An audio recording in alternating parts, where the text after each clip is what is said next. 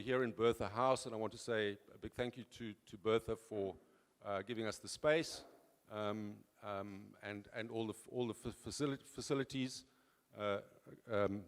Really appreciate that. So we're here to talk about the prospects for reform and renewal in 2024. We've got a fantastic panel here that I'm going to do my best not to speak too much, just to facilitate, because they are the stars. On my far left is Tessa Dooms. She's a director at the Rivonia Circle, which is a think tank, a political think tank that is making some waves at the moment. She's a sociologist, development practitioner, political analyst, started her career in academia and worked in diverse sectors, including government, NGOs, and the private sector. In 2015, she was appointed to the National Planning Commission to advise the President on the implementation of the National Development Plan of South Africa. Clearly, he didn't take her advice. Tessa is a trustee of the Kagiso Trust, and she holds a Master of Arts from the University of Witwatersrand. Then next to me, we have Minaj Jina. He's the Executive Director of My Vote Counts, and they've played a really seminal role in reforming some of the issues in our electoral system, or trying to attacking the basis on which parties fund themselves secretly, etc. He has a keen interest in movement building, in popular education, deepening democracy. He's a former student activist and a senior fellow at the Atlantic Fellowship on Racial Equity. Prior to his work for My Vote Counts, he was the national coordinator for the Fight Inequality Alliance.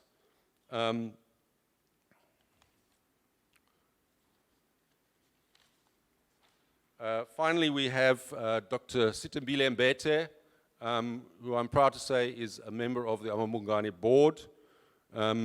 She's a senior lecturer in the Department of Political Sciences at the University of Pretoria, where she teaches international relations and South African politics. She has a whole list of achievements, but you will know her probably from TV, from every major political development. Government, very much a place that has had similar polycrises as the ones that we're facing. And one of the things I asked Prof. Kumar is, well, what's the thing that led to there being now these mass protests and people swimming in the president's swimming pool? Like, what was the thing that triggered it? And he said there'd been, food, their inflation's at 50%, so food prices were insane. Farmers couldn't get any fertilizer, and Sri Lanka's a 77% rural country. But then there were just blackouts. He said there were 13 hours of blackouts a day. And at that point, people went and swam in the president's swimming pool. Like, that was it. And I thought, oh, damn. In Joburg, we're 1 hour away from that. But a lot of the conversation that we had earlier, and this is why I'm starting with it, is I think organizing this conversation that we're having, and in every conversation, in many of the conversations that I'm in, people are wondering, what's it going to take? Like, what's the straw that's going to break the camel's back? What is that one thing that's just going to set off the inferno in South Africa? Because it feels like we're in this series of compounding crises. And we all talk about it. We know that there are hundreds, sometimes thousands of protests in South Africa every year. But there's a sense of impending inferno, that at some point it's all going to blow up. And it feels closer to blowing up than ever before. I had someone say to me 2 days ago, who's in one of these big corporates, who said, well, you know, there's a secret memo going around from Eskom saying that the big blackout is coming in a month. So he said, you know, like with lockdown, go shop. You need to buy toilet paper and tins and everything, because it's going to take them at least 3 weeks to get the grid going if it all shuts down. So we won't be able to go to the shops. And I mean, it was this very panicked thing. That may be a tip for all of you, I don't know. So maybe you want to go to Macro tomorrow. But the sense of impending doom. And I have been asked to speak about the state of the state, and I'm going to focus on 3 things. The first, and I think that these 3 things are contributing to the sense of impending doom. The first is the collapse of the state, that the administration of our government is not functioning adequately. In some places, it's not functioning at all 3 levels of government. So that's the first thing I'm going to speak about. The second thing is about the state's loss on the monopoly of violence, of legitimate violence. You know, in political theory, when I teach first years and you teach them about Max Weber and his conception of the state, and one of the key features of a state, it's within territorial borders, certain territorial boundaries, there's a central government, it has sovereignty, and the state has a monopoly. It is only the state that has the legitimacy to use violence. So that generally relates to the military, that there's an armed forces and there's a police force. I'm going to argue that South Africa has lost that. Or we're very close to losing it. And the third thing that I'm going to talk about in terms of the state of the state is that the state appears to have lost its convening authority. So the instruments and the institutions of the state that should be able to bring together different parts of civil society, business, all other actors, don't seem to be able to play that role. And I'm going to focus here particularly on Parliament. So on the first thing, and because I took, as my friend likes to say, I cleared my throat for a long time, so I don't have a lot of time to talk about what I actually want to talk about. So I'm going to try to do this in like 5 or 6 minutes. On the first thing, on the state of the state. For a number of different reasons, including the non-professionalization of our civil service, which started actually for pretty reasonable reasons in 1994. There was a dismantling of the apartheid system of civil service recruitment and promotion, and necessarily so, because if it hadn't been dismantled, there'd be no black people in the civil service. But the idea was always that was a temporary thing, and it was something that was meant to apply primarily to senior levels, so Director General level to a certain degree, Deputy Director General, Chief Director level in the civil service. What we've seen since 2009, so since the Zuma presidency, so before then, between 1994 and 2007, 8-ish, you had a very politicized layer of senior civil service in the sense that they were cadres, that were directors general, were appointed by the president. President Mbeki was the line manager for all directors general, not their ministers. And you had, but they all had to be qualified, have some experience, all the rest of it, have experience in what they were doing, all the rest of it. But below a certain level, below senior management service, it was a pretty meritocratic maybe may not be the right, but you applied for a job and if you got, and there was systems for how you grew up, right? And that's everything from the person who made tea right up to the people that were researchers or the rest of it. You start having a dismantling of that in 2009 for many, many reasons. And we are now at a point in 2023 where the national administration is politicized all the way down, right down to who gets a cleaning job. In some municipalities, whether you get a cleaning job or you get the job to make tea depends on who you are related to or close to in party structures, or quite frankly, who you're sleeping with. So we've had a complete dismantling of whatever vestiges of professionalization there were in the system. There have been some parts of government that have been able to hold on to it, but overall, not so much, which is why, and we see this reflected then, in many different things. In the Gauteng government, in Gauteng in January, there was a big article in the Daily Maverick saying that ICU nurses were striking because they hadn't been paid. And why hadn't they been paid? So they were refusing to work overtime. Why hadn't they been paid? Because they are outsourced, so the agency hadn't been paid before Christmas. That's an administrative failure. That's not even corruption. That's somebody not doing their job. This paper that was meant to be signed on the day it was not signed, and so a bunch of ICU nurses were not paid, and so Charlotte Maxleke's ICU, this is Charlotte Maxleke's ICU, was just not functional for like a week or whatever until that got resolved.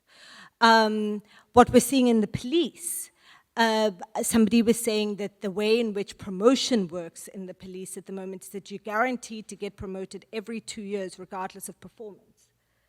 So then we're surprised that our police stations don't function.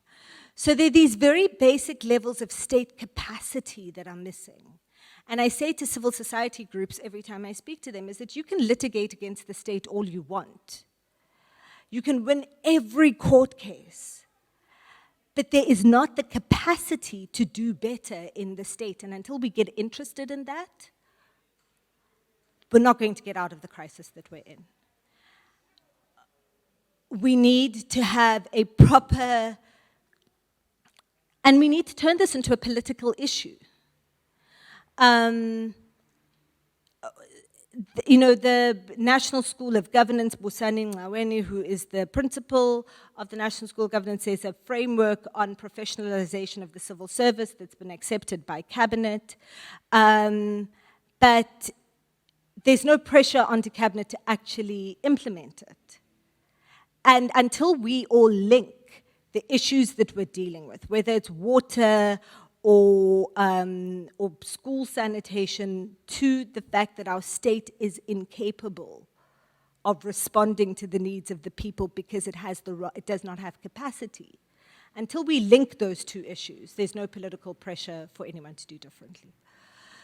So that's the state of the state. The second thing is, and building on that, is the state's loss of its monopoly on legitimate violence. Western Cape people, I don't even need to tell you this, right? Like anyone in Cape Town knows that SAPS doesn't function. We have more private security, we have more trained and registered private security officers than we have police. I sit on the board of the Private Security Industry Regulating Authority. It has been mind-blowing to see how much private security is doing basic state policing and security work.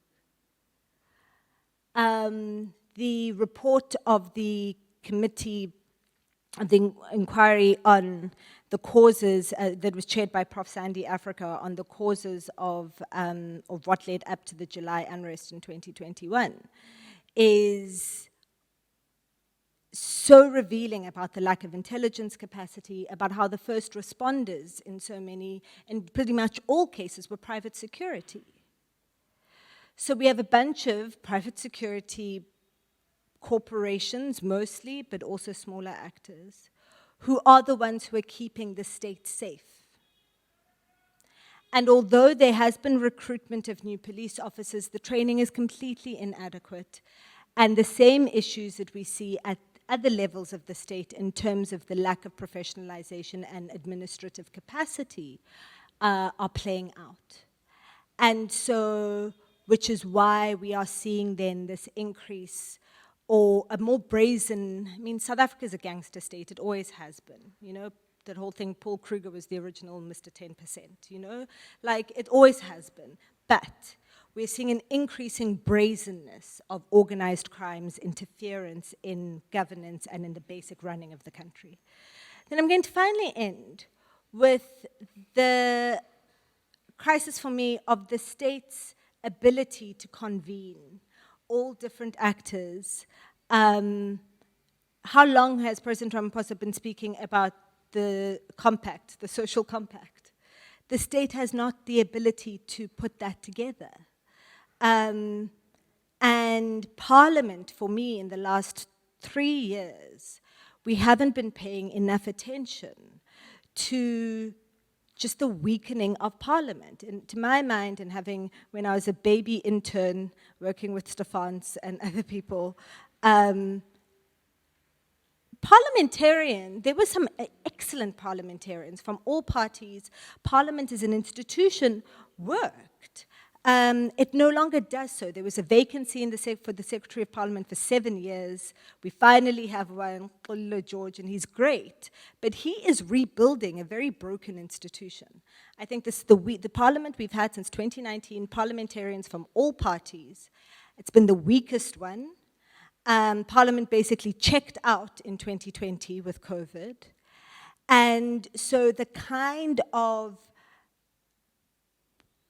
bringing people together, but then also holding account that Parliament should be doing, it's not doing. And I think that's something that we need to put on the agenda before we elect our next parliamentarians in 2024. I'm going to end there. Thanks. Lots of food for thought. Tessa, can I ask you to talk about the state of our politics broadly that flows from the scenario that Stimbile has sketched? Do you want to use the mic? Okay. All right. So I'm going to start the picture I want to paint about our politics with 4 bad Ds and 4 hopeful Rs. So let's see how this goes. What is the state of our politics? For me, it boils down to 4 things. The first is disillusionment. South Africans generally across the board have become disillusioned, not just with one political party or 2 political parties or a few political parties, with democracy, with the entire idea of a democratic country that has institutions and all of the things that those institutions do at a government level, at an electoral level, even at a community participation level to some extent. People don't believe democracy works anymore. There's this general feeling that we've been sold a dud when it comes to democracy. And that for me is a devastating thing. Because it's one thing for people to say, you know, we don't like the president, or we're disillusioned by the party, or even we're disillusioned by party politics. People are saying this whole thing doesn't work. And so we're checking out in mass from our joint democratic project to build a common, cohesive South Africa. And that for me is a very worrying thing. More worrying than anything else in our politics is that. Because without a society that is plugged into a collective project to build the future, you're just getting more and more decay. You're getting more and more demoralized actors whose level of care is going to go down, right? So the IEC will tell us that there's now over 600 political parties registered in the country. In 2021, we had over 320 political parties that contested. And while that might look like people are still interested in some level of politics, what it also indicates is that people are going towards a very micro politics that's a lot of times about identity politics, nationalized politics. Think about 320 versions of Dudula and the PA. Some more benevolent than others. But that's not a good thing in terms of us all pulling together. We're pulling apart, right? And I'm going to talk about why some of that is still good for us a bit later, but I think that for me is the most important thing, because politics isn't just about parties. It's about people and people feeling empowered within the nation to do something, and I think we're losing that. The second D is dysfunction, and I think Ste's given us a really good platform for the level of dysfunction. But let's use a really recent example, the cabinet reshuffle. How many ministers does it take to put in a light bulb?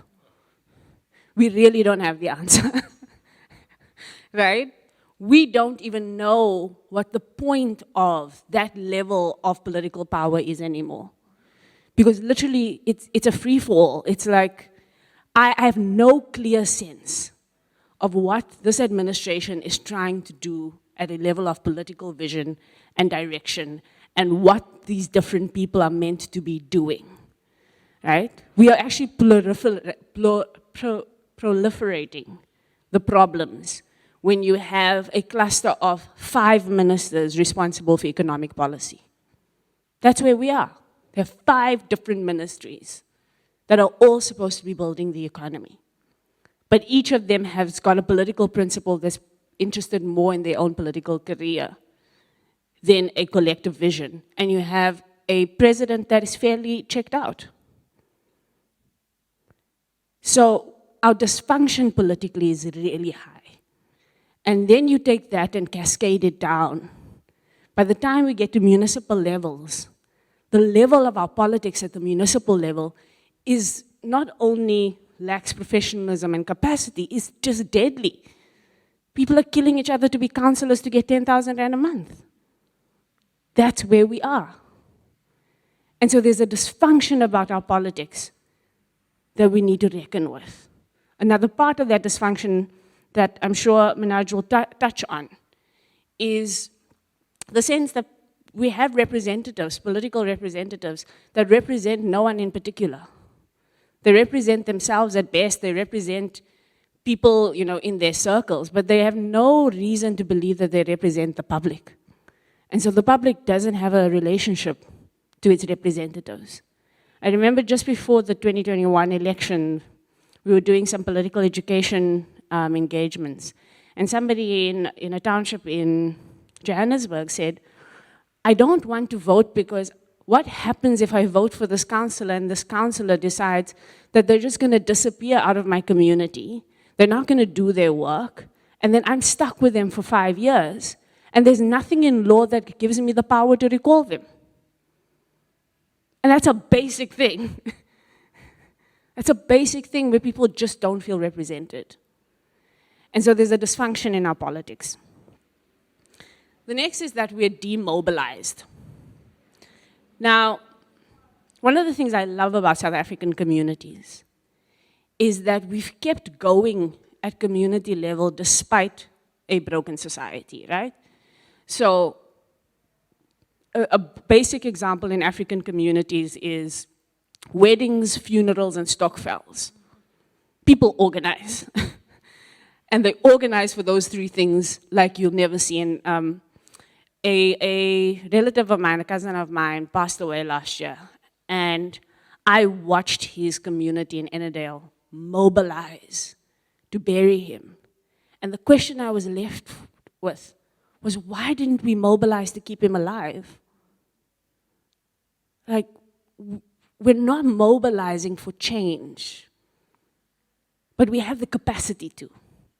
We've also become demobilized in terms of connecting with each other. Again, the reason why we have these splintering political parties and movements and all of this all over the country is because we've lost the ability to mobilize together upward, right? And to connect to each other. And there's a lot of factors in that in terms of our racial divides, our geographic divides, our cultural divides. Our political interests are just not aligned enough in the country. I've been saying that my favorite thing about load shedding is that for the first time in a long time, we are all on the same page about one thing, regardless of our backgrounds, right? But we can lose that very quickly if we don't use the moment to actually build solidarity. Because the moment we get opportunity, because if we think about this really, most middle-class South Africans are buying their way out of the system, right? So from private security to healthcare that's private, to schools that are private, electricity is the last bastion that it's hard to buy your way out of. And so we're buying our way out of the common, of our collective. And I think we need to find our collective again. And then the final one is the stress and trauma. As Rivonia Circle, we went around the country extensively last year, just speaking to communities. And the word trauma comes up so often when people describe democracy and their democratic experience in South Africa. And that's a big problem. Because part of people's resistance to participation is that they're already hurt. The whole thing is hurting. And now you're asking me to get involved in struggle again. No, like I'm a wounded bird. Now you want me to be a wounded bird that goes out there and is trying to like catch snakes. It's really difficult. I've been speaking to a lot of people who participated in Fees Must Fall. Young people who are just like, I have opted to look after me, myself, and my family because that thing of trying to be revolutionary was too painful. Watching the state come after me and try to harm me for change. Watching a black government try and do the things that we only thought an apartheid government would do was too much. So there's trauma. So I want to get to the 4 hopeful R's quickly so that we get into conversation. But I just want to say 2 things. One is that we do need a different conception of politics in this country that expands politics beyond political parties and politicians. Everybody needs to recognize that everything is political and all of us have some sort of power that we can use. And it goes beyond protest, it goes beyond resistance. It has to be a politics about the future and about building better futures. The antidote to trauma is hope, as esoteric as it sounds. But we have to build a politics that looks different and looks healthier and looks more hopeful and give every one of us something to look forward to and move towards. And that's how I'm going to get to the 4 R's for the future. The first is that we need to get representation right. So part of the good thing about this 325 parties and independent candidates wanting to contest is that the signal from society is we want politics that is close to us, politicians we know, and people we can hold accountable. My father is 80 and he didn't vote in the last election because he said, I don't know these people. I want to know who they are. And so we need representation that's much closer to people's lives, not this superstar celebrity politician stuff that we're doing right now, waiting for the next messiah and all of that. That's not what we need. So representation needs to be closer and it needs to be more accountable. The second thing is that we need to think about the future and reconfigure the future, right? The aim is not just to resist degradation or further decay of our society. It must be to build something different. It must be to do more than what we have or have had. And I think a reconfiguring of what the future can be. We call it South Africa 2.0, an imagining of a future is important.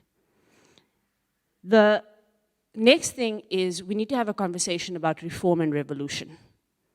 And this is something that a group of young people have put into my mind in the last week or so, where they said, well, for the last few years, decade or two, we've been thinking about reforms, little incremental things. And the state of crisis is so great that reforms are not going to cut it. We're going to have things that radically shift us, that move us in radical directions to things that look completely different from the reality we know. Tweaking things is not going to work. Sorry. Tweaking is not going to work, right? And so we're going to have the boldness for revolution. And revolution is not just about taking to the streets.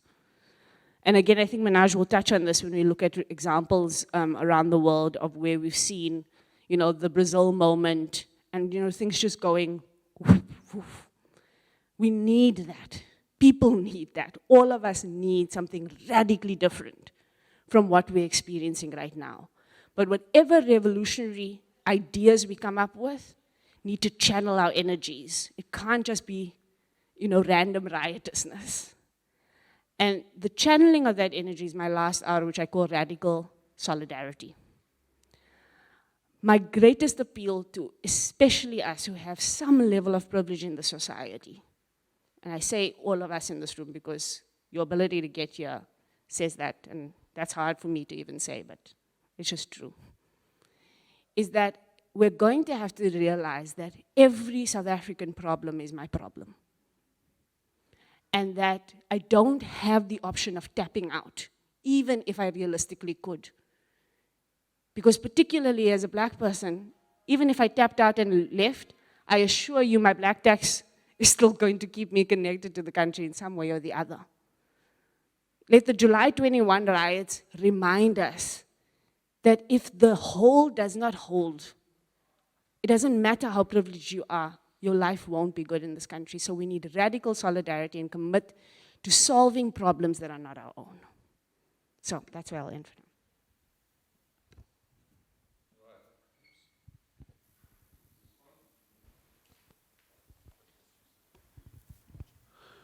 Right.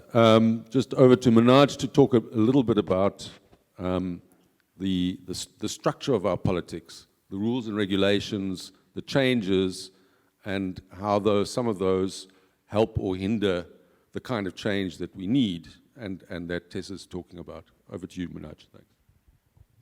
Thanks. Thank you, Sam. It's an honor to be here on the platform with these two, and the first amaB town hall since COVID, before COVID. I want to latch on to a lot of what Tessa had said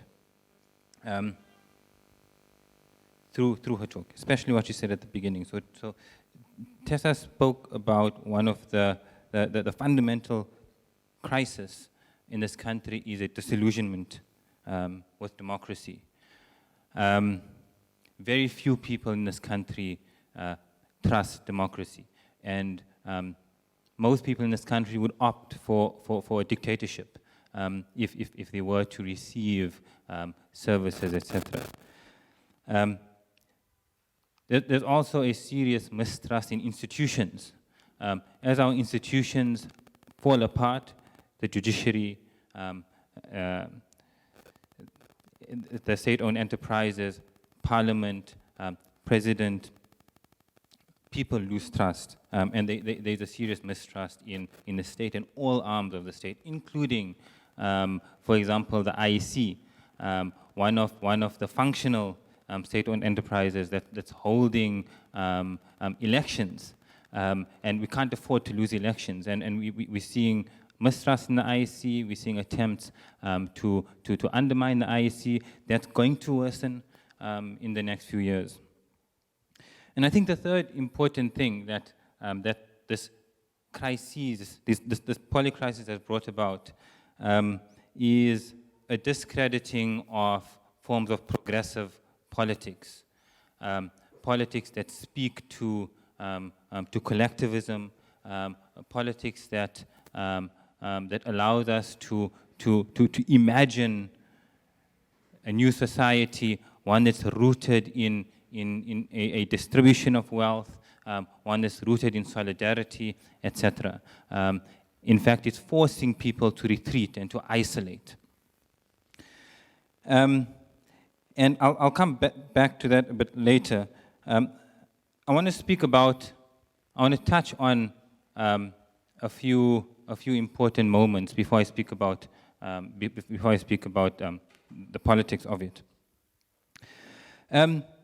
So despite all of this, there are signs that our democracy works, or elements of it works, and has worked. And some of the most important signs are the ways that South African society has managed to organize. In the 90s, the most important example was the Treatment Action Campaign, which organized working class communities, in particular, rural communities, women, towards forcing an inept, inadequate, deeply neoliberalized state to provide ARVs for everyone. The second was Marikana, that happened in the Zuma era, and I think Marikana is a metaphor for how South African society is organized. The state, well, firstly, workers, mine workers, rejected the organized union that they were part of, because the leaders of that union was co-opted by capital and co-opted by the state. And workers realized that they need to organize themselves beyond the bureaucracy of the union, beyond the bureaucracy of money and capital. And workers appealed both to the state and to capital. And the state protected the capital and ended up murdering 37 workers. And that was a crucial moment in our politics and in our society, a crucial historical moment, where we saw the rise of many things. It was the beginning of the end of Jacob Zuma. We saw the rise of the EFF. We saw the split of still the biggest labor federation in the country, COSATU, because NUMSA broke away. And the third important political moment, historical moment that I want to speak about is Fees Must Fall. So I think the important thing about Fees Must Fall is for the first time, at least in my activism,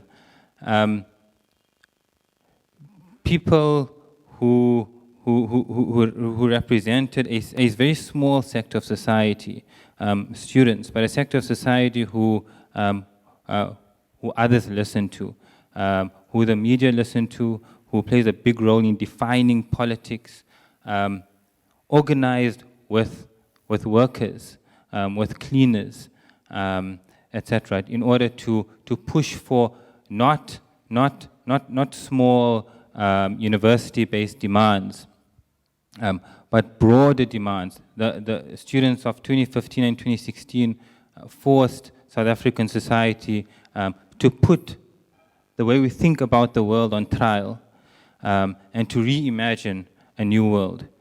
Of course, that collapsed because we weren't able to use that moment effectively to extend that organization to communities, to women groups, to women's groups, etc.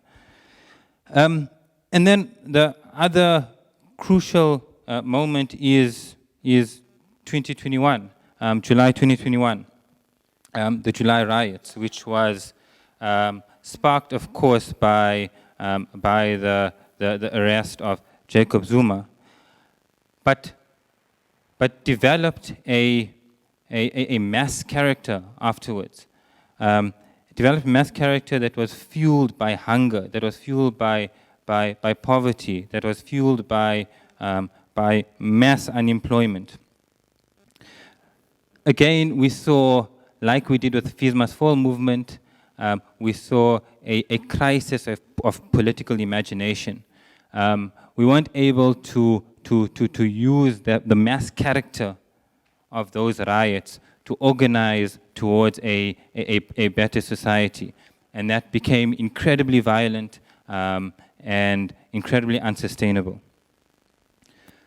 A few months after the July riots, which took place mostly in KZN and part of Gauteng, a small number of us went to the polls in one of the most important elections since 1994, the local government elections in 2021.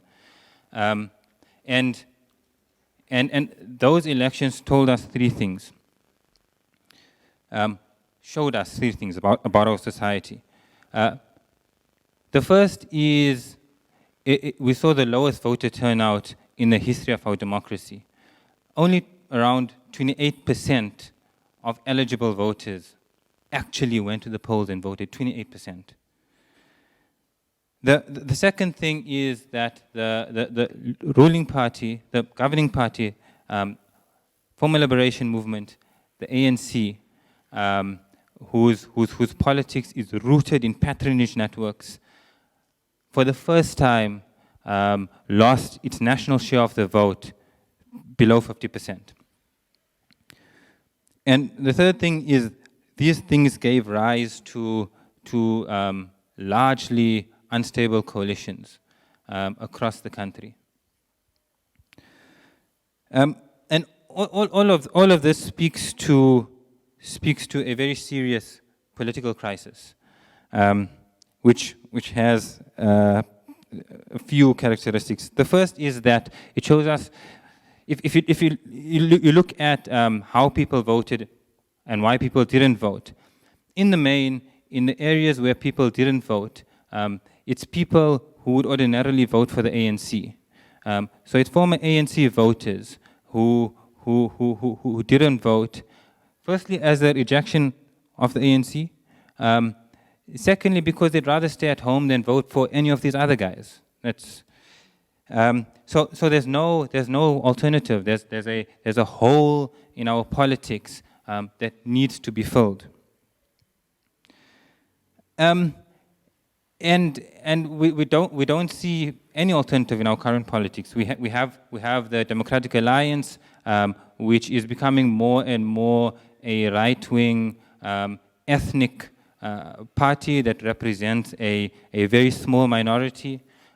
There's an offshoot of the DA in the form of Action SA, which organizes around anti-immigrant, sort of Trumpian politics, which people are buying into because of the stuff that Tessa spoke about.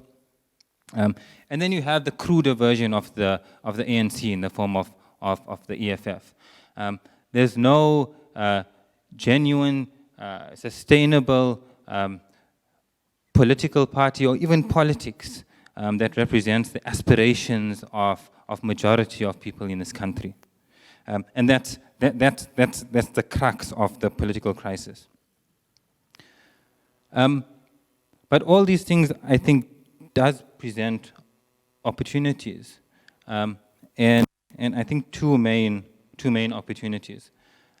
The first is that it's an opportunity to build this alternative that I'm speaking about, this political alternative. But this does require a few things.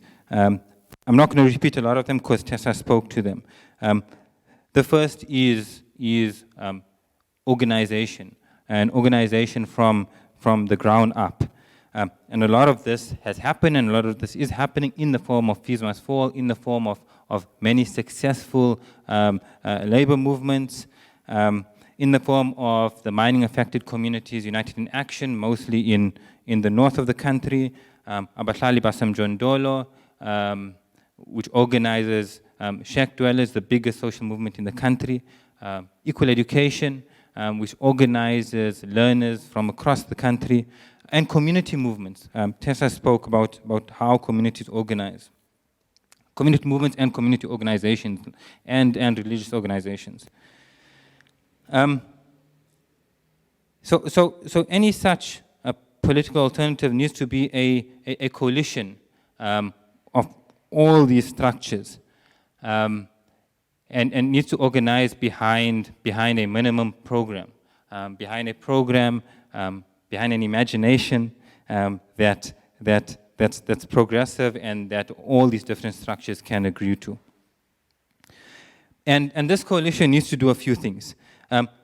The first, in the context of democracy falling apart, it needs to take the banner of democracy to people, to communities. It needs to develop this minimum program that's long-term, that forces hope, that forces imagination, that's rooted in solidarity, that's rooted in the redistribution of wealth, and that is sustainable, and that counters the push for people to retreat behind gated suburbs, towards xenophobia, etc. The second important opportunity, just to say that I think this process of organizing an alternative takes resources and takes incredible amount of time, and this is not going to happen before I think our most important election since 1994, 2024. But we need to start building that in this moment. The second is coalitions, and we're seeing what's happening with coalitions, incredibly unstable. But that's simply because we don't know how to do coalitions. Politicians are politically immature. We don't have sufficient rules for coalitions. All these agreements that the DA and the EFF and the EFF and the ANC have is being signed behind closed doors, and none of the constituencies know what's happening. So there needs to be rules on how coalitions are organized, which don't exist currently because of how immature our politics are. But I think as voters, we also haven't been able to use coalitions effectively. And this is where the opportunity comes. The one thing that the precarious and unstable nature of coalitions gives us is it makes politicians' ability to hold onto power much more precarious. So votes become more valuable. So political parties, politicians will do more for constituencies, will do more for the people that vote for them. So the one I think for me, the most important opportunity that this political crisis gives us, and lack of legislation around the political crisis, is an opportunity to go to next year's elections and vote strategically, vote behind collective demands. And just to end off by saying, I think the next, in the context of what my two colleagues have said, the next year is the most important year in the history of this country and the history of our politics. We need to organize, we need to imagine, and we need to build solidarity. And how we do it in the next year will define whether we move towards a failed state or whether we move towards a more prosperous society. Thank you. Thanks, Minaj. So the question we're left with now is what is to be done? And I hear Minaj suggesting that there are these kind of embryonic movements and organizations out there. But the question may be to throw back to Stembile and Tessa. You know, if one thinks of the formation of the UDF, etc., the point that you made about there is no convening authority, the state isn't, but is there another one that can do that? Is there a convening authority that can bring these disparate strands together around a new vision. And maybe Tessa, you will, because Tessa's a generally more optimistic person than I am. So at the moment, I would say no, there isn't. And I think that that's one of the big questions we need to ask ourselves is why, right? So we know that in the 1970s, 1980s, the South African Council of Churches and others, there were a few, 2, 3, 4 trusted organizations that could be that convening authority. I'm not sure who that is now. And I think, there's something there about why that isn't. I wanted to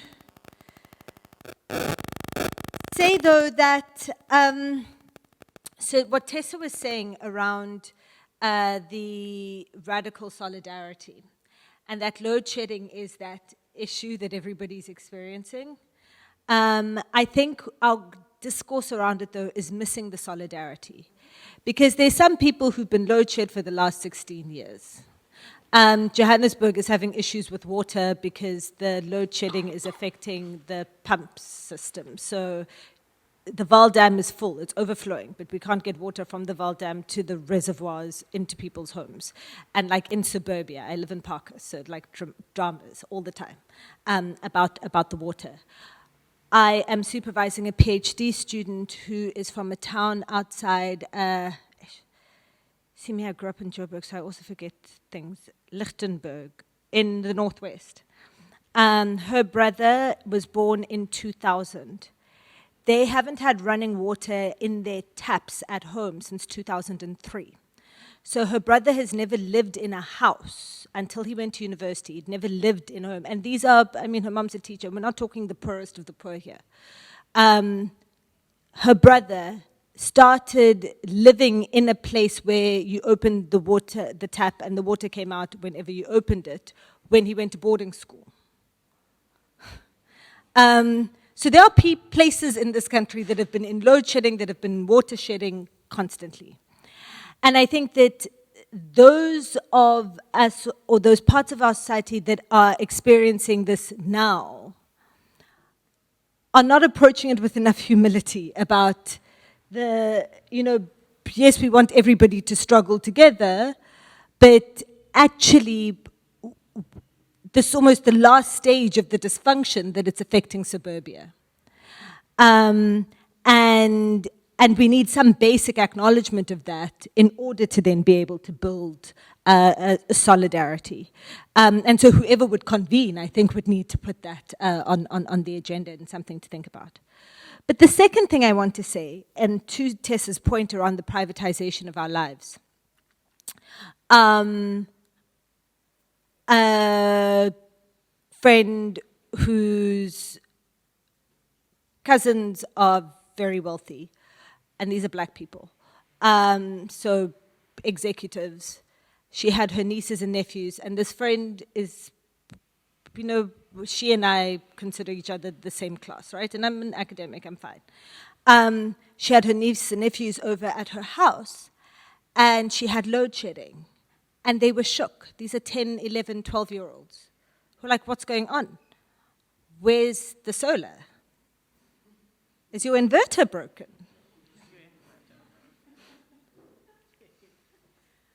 These are kids, black children, who are not experiencing load shedding because they live in Steyn City and they live in Waterfall. These are estates in Johannesburg, where there's solar, there's Tesla batteries, and there are inverters. They are living a reality that perhaps no one in this room even is living.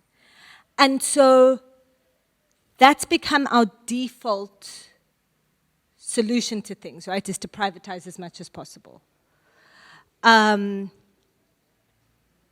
So I think that an urgent conversation and an urgent consideration for civil society in particular is about where are those convening spaces and how do we get everybody there? Because we're not going to be able to get out of this crisis, and this is where I'm going to end, without having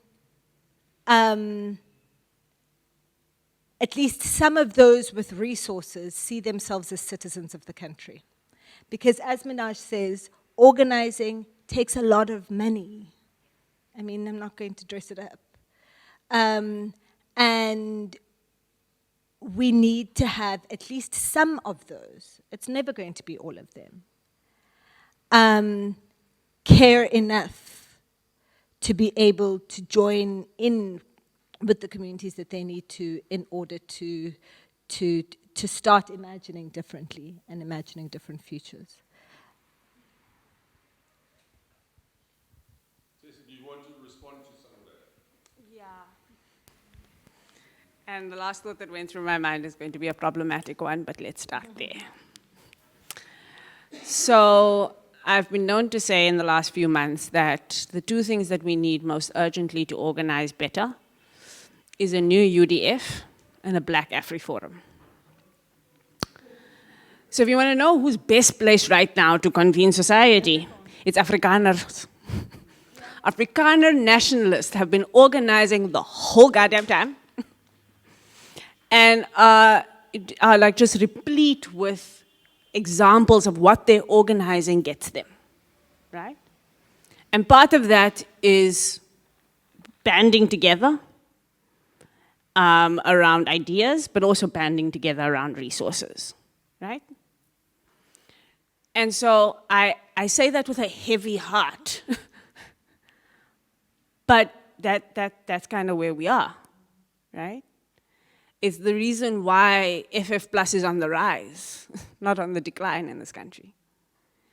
And so there's something about the progressive left that is somehow missing the organizing bus because we've decided not to organize together. We've decided to organize for ourselves. Like as progressives, I have no idea why we're organizing for ourselves rather than organizing for a collective future.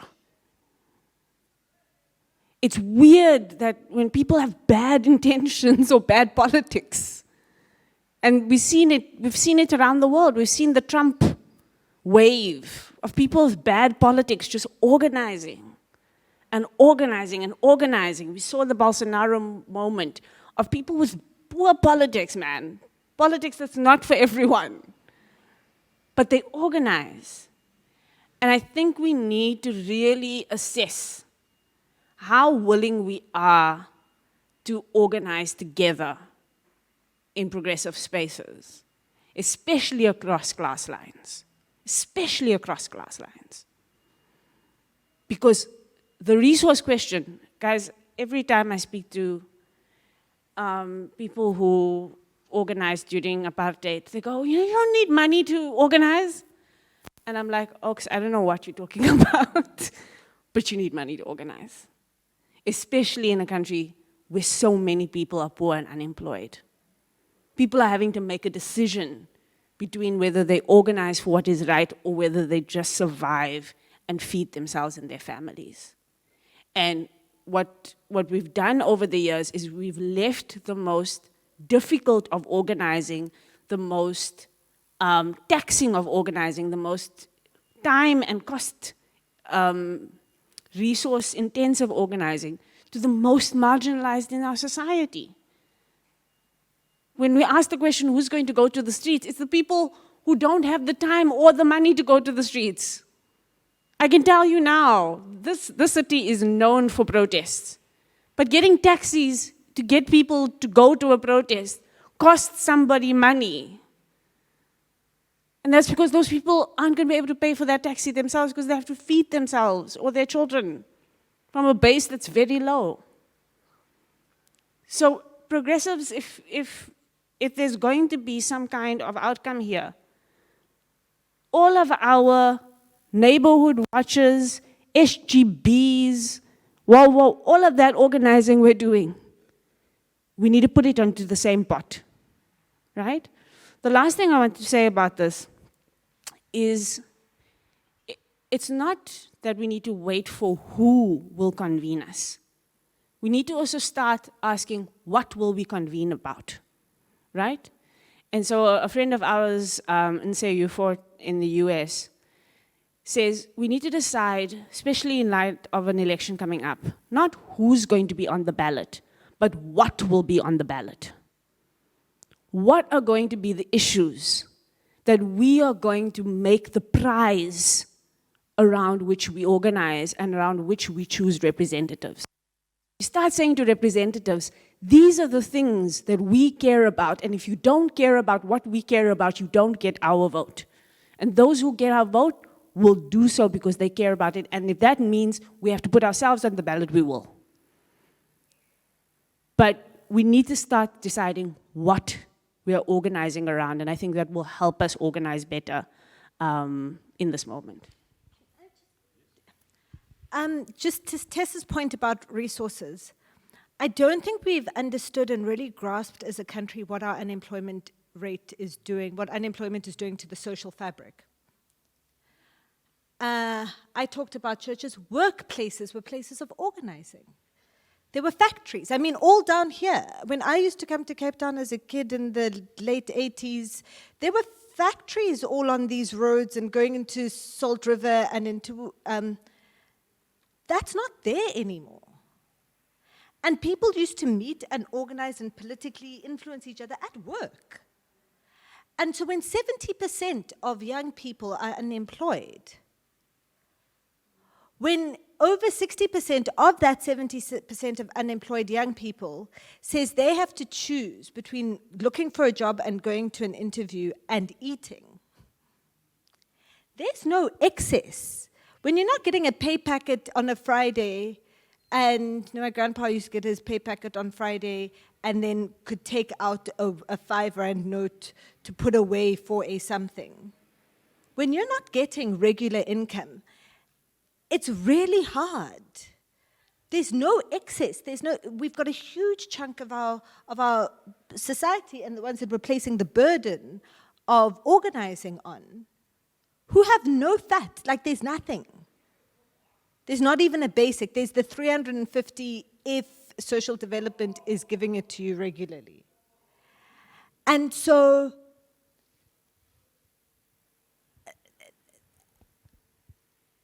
the economic situation that the majority are in is deeply dire.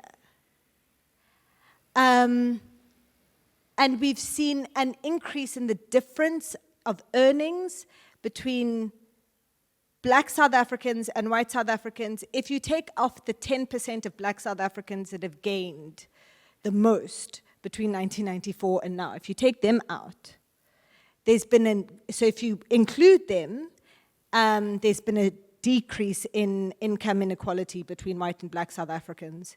If you take them out, there's been a significant increase. So I think part of actually what we need to do is to actually understand the country we're in as it is, and how that then is different from what existed in the UDF, and how do we then respond for the country we're in, not the one that we want. I think I'm going to ask one more question for the panel to respond to, and then we'll...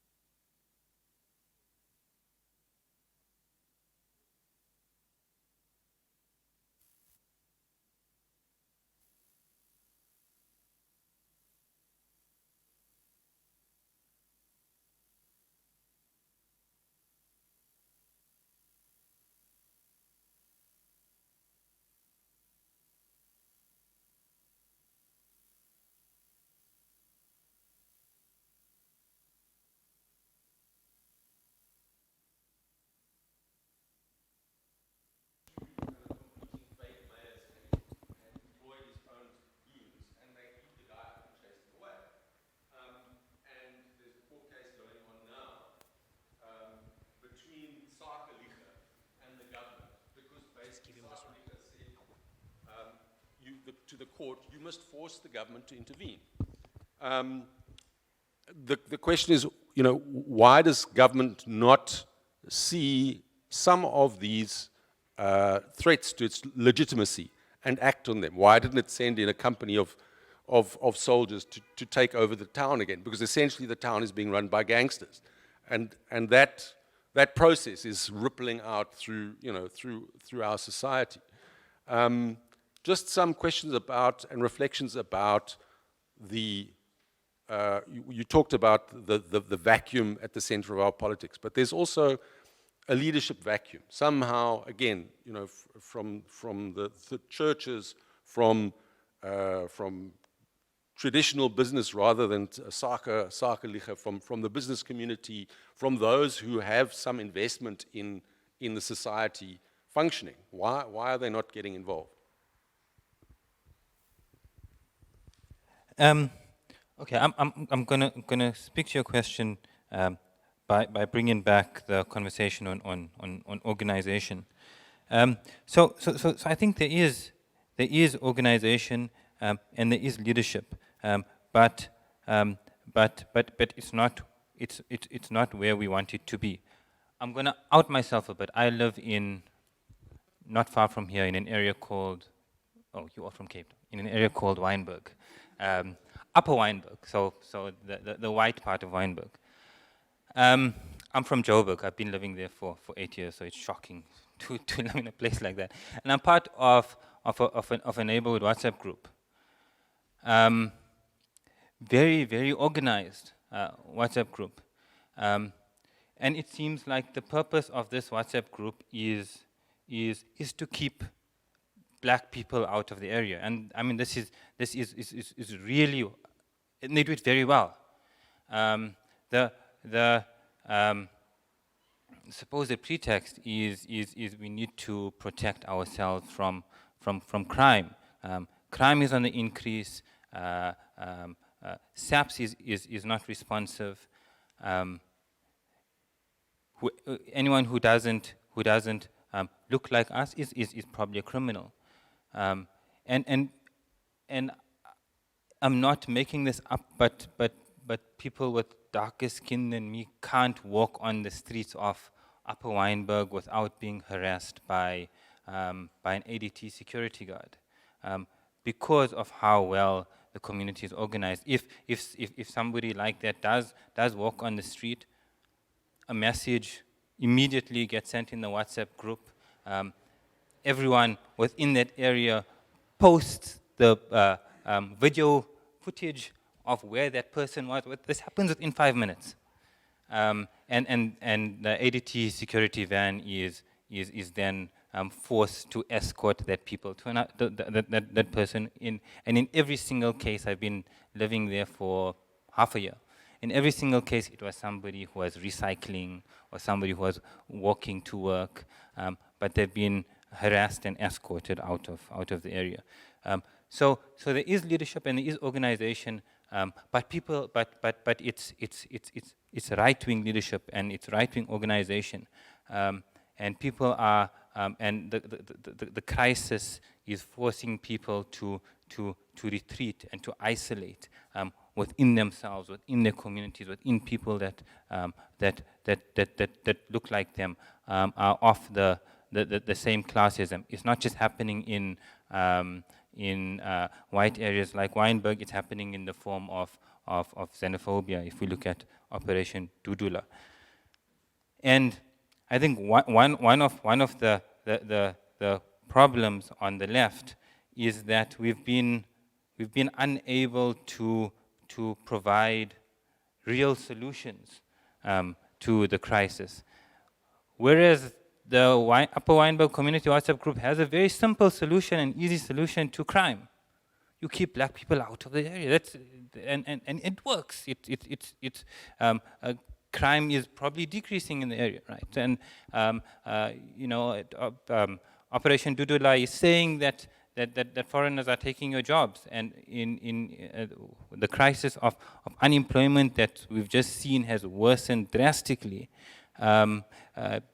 People are chasing people who are not like them out of their communities as a solution. And Operation Dudula has an incredible leader who is able to organize very well. So fundamentally, I think the crisis is one of imagination and our inability to imagine, and the death of our ability to imagine around political economic lines, like all the isms. We don't speak about those things anymore. We don't speak about ideology anymore.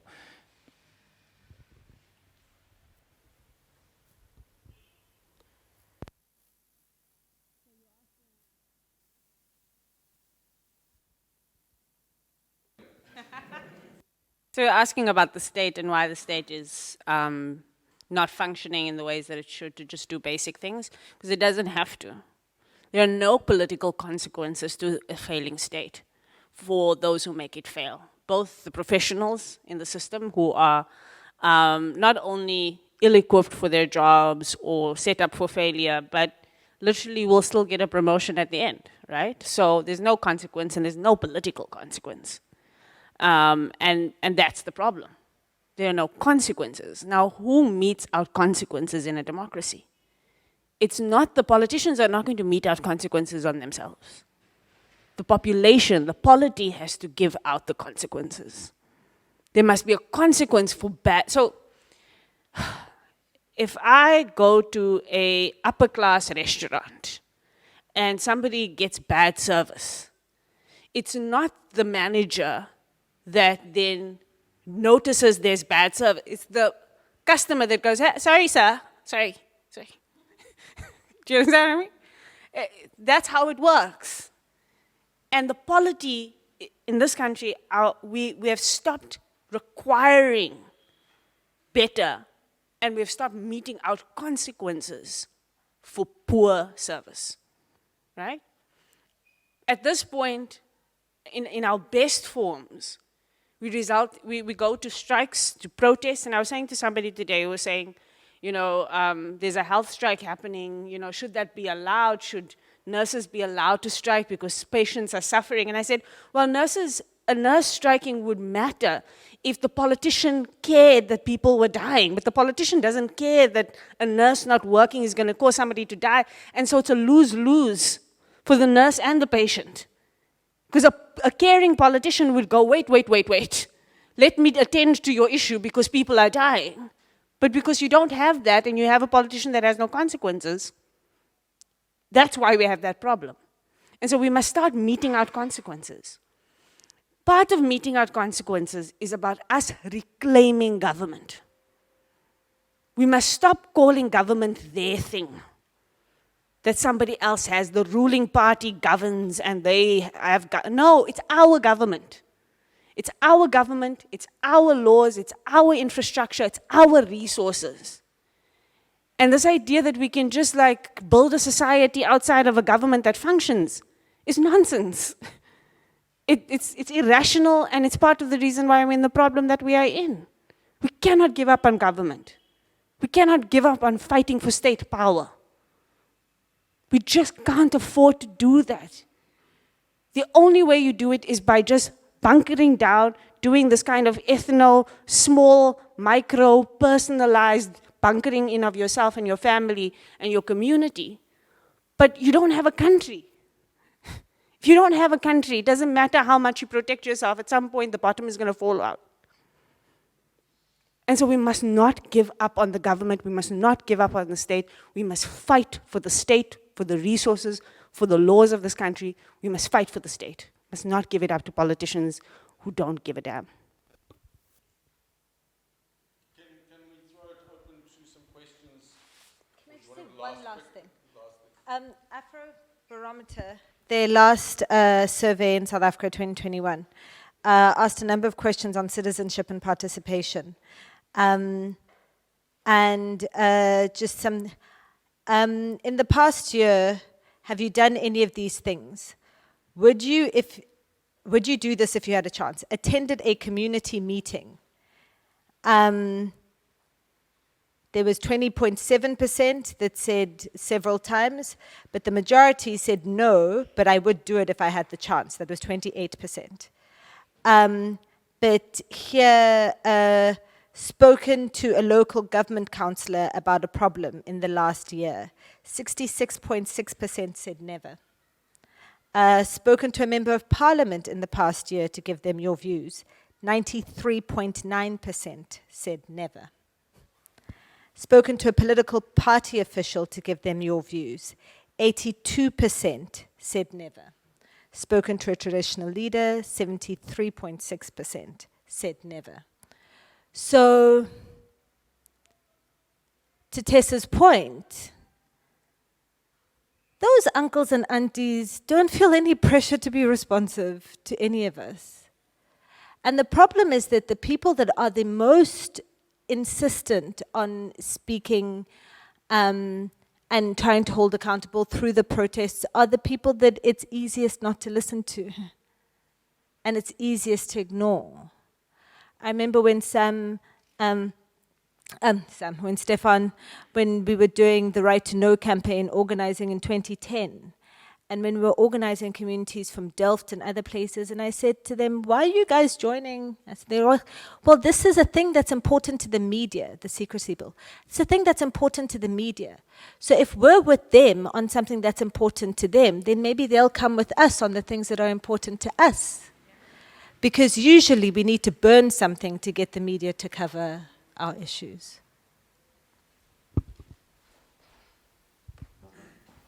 Right, we've got about 10 minutes for a couple of questions. Does anybody got a question? And I'll just repeat. Sir. Tessa and Stay, I get your message that you say that we need funding and resources and so on. What I haven't seen from all these meetings that I've attended, I've never seen you guys roping in business people. I normally get Busi from Business Leadership South Africa and that other professor. They said they were prepared to hire, to pay for senior counsel to prosecute these Zondo guys if the NPA doesn't have enough resources. Lamola agreed that they will consider it. My point is this: if we don't have resources, let we at least bring them in, Kaskuvadia, and let us hear what they have to say as far as resources are concerned. And then there's another guy, I normally read the Financial Mail, Toby Shapshek, I hope I pronounce it correctly. He's a guru as far as technology is concerned. Perhaps we can bring him in, because I know Barack, when he ran for his first time, he went for, WhatsApps and so on, for the youngsters and so on. That's why I had the youngsters. So my point is this: we shouldn't give up now and say, you know what, there's no resources. So let's bring them in, let's hear what they have to say and what way they, because everybody's hurtful for this government. Thank you. Yeah, I agree completely that there should be a business person on this panel. And I think we're speaking to each other in these, and that's what AfriForum has gotten very right.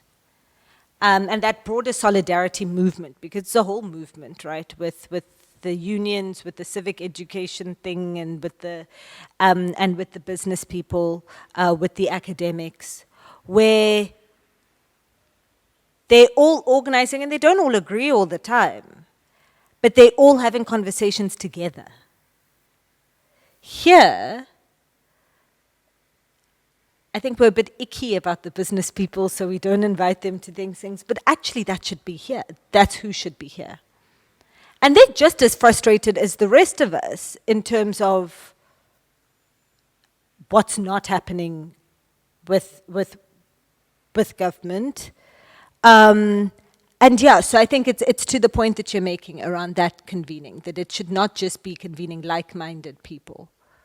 Or people that work in the same things that we do. Just to add to that, one of the things we're going to have to get right as well. So big money is important, but small money is more important. So I keep saying I would rather have 1 rand from 1 million people than 1 million rand from one person. In organizing, that's more important, in fact. And so yes, And not only big business people must come to the table, they must definitely come to the table, because their solidarity is going to matter in more than just their money, I can assure you that. But having the ability for people from all over this country to start contributing and start putting skin in the game and start looking at our salaries differently and saying, you know, what part of my salary is going to go to organizing this month, is a question I'm asking myself every month now. Is what part of what I have and where can I skim my fat? And I'm asking myself about how many less dinners am I having this year out? How much, I'm literally asking those questions to myself all the time. Because small money is really, really going to be important as well. And it's also important at a power level, because if we rely too much on too many people who have big money, or this class of people that have big money comes with big influence. Minaj and I were talking about this earlier. And if I'm going to have one person give me $1 million, I want to have $1 million that comes from 1 million people to counteract the power balances between those two. And so I would encourage us all to start thinking about how we make small contributions. Okay, I think that we could try and find solutions that deal with the symptoms of how we got here. There's a sense that the earlier governments and earlier state, democratic state that were ushered in, was of a better quality and a higher standard, and they kind of got the objective right after apartheid, and that we deteriorated after a certain period. But it's that earlier government that cut budgets because they were servicing a debt. It's that earlier government that ushered in policies that means that an ICU nurse comes from an agency. So the issue is not, okay, no, it's not, I'm putting it wrongly. Of course, there's an admin issue that the nurse, that someone administratively didn't process the salary. But why is a nurse dealing with life and death from an agency? It is the earlier government that we thought was a much better government than the deterioration we're seeing now, that brought in Hitachi to build Madupi and Kusile that can't deliver. And doubled and tripled their costs. It's that earlier government to pay external debt, and I'm not passing judgment on it, but I'm saying that budget must be understood. That didn't start maintenance in Eskom that gets us to where we are now. It's the earlier government that started freezing posts in the public service. So if you want to run a campaign on quality public service delivery, you can't have one nurse doing 4 nurses' jobs, and then the attitude is, oh, this one, she's just sitting eating chicken. So when we talk about consequences, so life Esidimeni happens, but it was inevitable. They shut down beds in the mental facilities under Mbeki's government and released the patients to the communities. So when life Esidimeni happens, the consequence we're looking for is one person with a bad heart, not a budget that didn't take care of working class patients with mental health issues. So part of what divides us is that we're at a point where our race, class, and gender divisions have deepened, right? And it's that earlier government that started the deindustrialization that gets us to this point, because they were signing trade and tariff agreements that went way beyond what was required. Now, so of course we must organize, of course we must not accept what is happening, and of course everyone's disillusioned, but we've got to get the basis of what happened right. I think it's populist and too easy to believe that we got to this point because we had a Zuma government and he was corrupt. Of course he was corrupt. No one's going to disagree with that. But quality public service delivery means you must have more police people. In working class townships, you must have a police van. You can't have one nurse coming from an agency. That nurse needs to be full-time employed. So I think that we have got to get the basis of our analysis a little dealing with the actual problem of an austerity budget, because a lot of what we see with the tender system is symptoms of that austerity budget. I'm sorry if I've complicated the discussion, but yeah. You've taken us through our sort of deadline. I think we need to bring it to a close because we may want to just engage informally with each other, and we all need to be out of here within the next half an hour. But I think finally, the challenge is what do we do about the situation? What do we do about the election coming up? What do we do about getting organized, getting involved? What do we do about getting people to vote?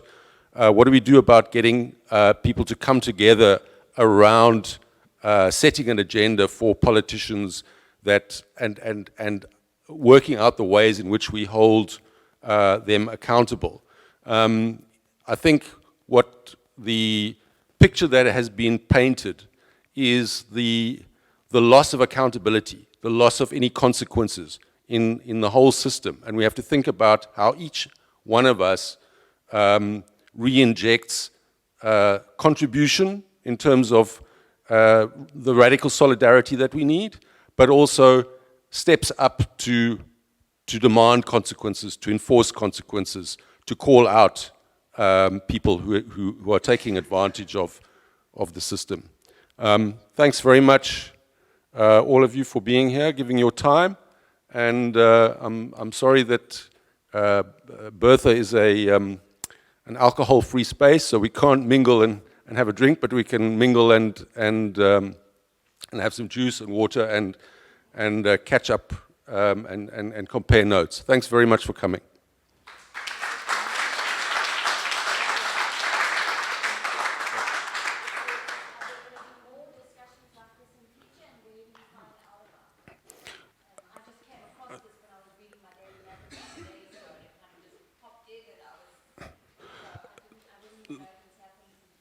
Look, this is the first town hall that amaBhungane has had since COVID, but I think each of the organizations that we represent here are going to be trying to be doing more of this in the run-up to 2024 and beyond.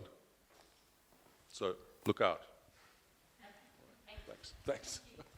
Okay. Thanks a lot.